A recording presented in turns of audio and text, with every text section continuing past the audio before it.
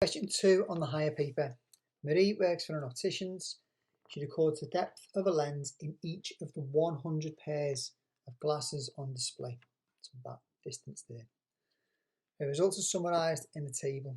So what this is grouped frequency. So instead of listing every single one of the depths, she's grouped them into these groups. So if the depth was between 10 and 20, it went in this group, between 20 and 30 in this group, 30 and 40 in this group, so on and so forth. And what we're being asked to do first, for 4 marks, calculate an estimate of the mean depth of a lens. Now, estimated mean is a specific method that you must learn because it will come up. This has come up on every single one of these papers over the past sort of 6 years, whatever it's been.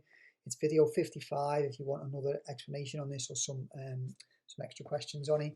But basically, because we group the data, we don't know what any of it is. So when we're doing our mean, and we would add everything up to get a total, and then divide that by how many there are, which is the count of the data. Add everything up, divide by how many there are. We can't add them up if we don't know what the actual numbers are. So these 5 pairs of glasses, I can't add them up yet because I don't know what they are. I just know that they were all between 10 and 20. So this is where the estimating part comes in. We estimate that each one of those 5 glasses had a depth of 15. Can you spot where the 15s come from? It's come from the middle of those two. It's the midpoint of those two numbers there. Okay.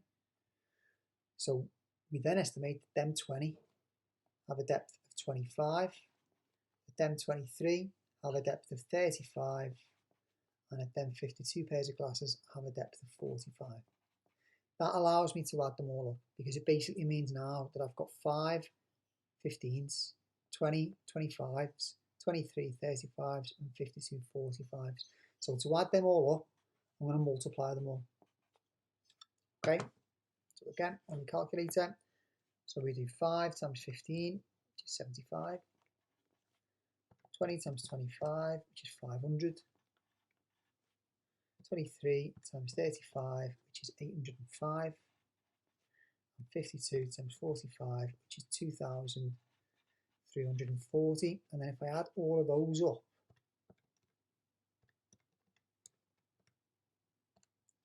that gives me 3,720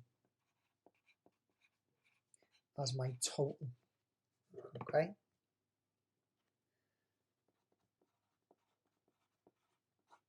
So we'll then divide them by how many glasses we looked at. Now, if you're not told this in the question, the way to figure this out would be to add all these numbers up. So if we add 5, 20, 23, and 52, we get 100.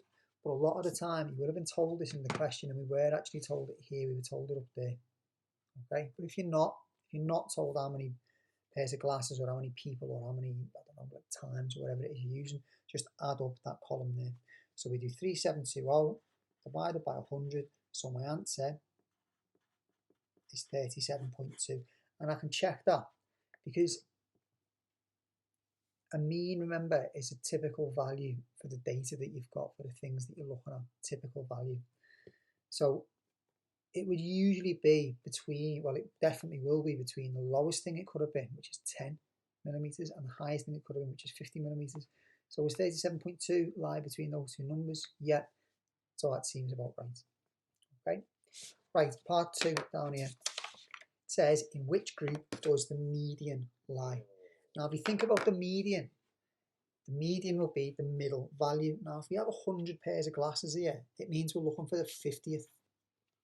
Okay, so the way that we do that is, it's a bit of a strange technique this, but what you do is you look through these things. So if we imagine all these glasses sort of lined up, the first 5 would be the smallest ones between there and there. The next 20 would obviously be between there and there. When we get to the end of those 20, it means that we've actually got to the 25th biggest pair of glasses, because we would have had those 5 and we would have had those 20. When we get to the end of the next group, if we add them on, it means we would have got to the 48th biggest pair of glasses, which means that the 49th and 50th pair would be here. The 50th pair would be in this group here. So it means that the median, that middle pair of glasses, must be in this group. So that's our answer. 40 is less than or equal to x, which is less than 50. Okay. Right, and part B,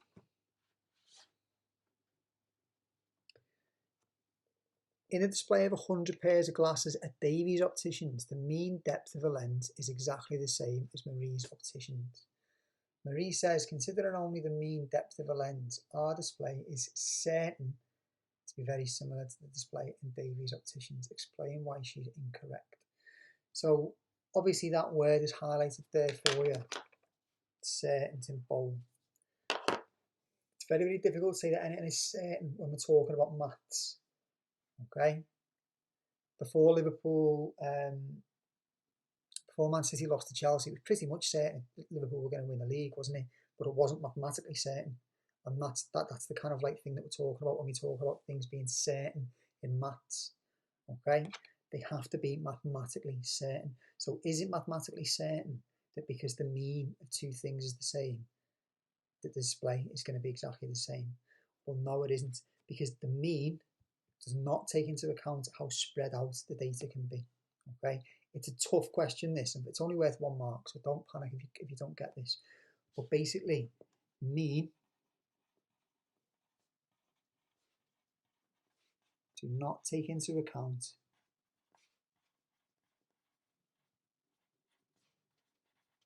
the spread of data. Now what that means is that in Davy's Opticians, they could have had 100 glasses where all of them were 37.2 in depth. Now that would mean that the mean must therefore be 37.2. But you wouldn't get all this kind of spread out data here with all these other ones, would you? So that's what it's testing you there. A mean is a typical value. It doesn't take into account all the values though. Okay. Right, let's have a little look at the mark scheme for this question then. So, for part A,